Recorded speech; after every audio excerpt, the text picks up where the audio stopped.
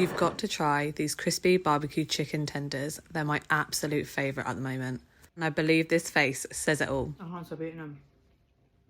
These are so easy to make and low in calories. Just add fat-free yogurt and your seasonings to a bowl, add in your chicken tenders and then mix until they're completely coated on each side.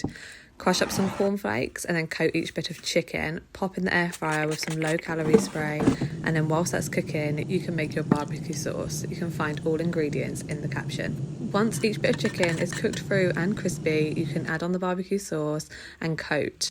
I serve these with my homemade garlic yogurt sauce. Recipe is in the caption. Enjoy!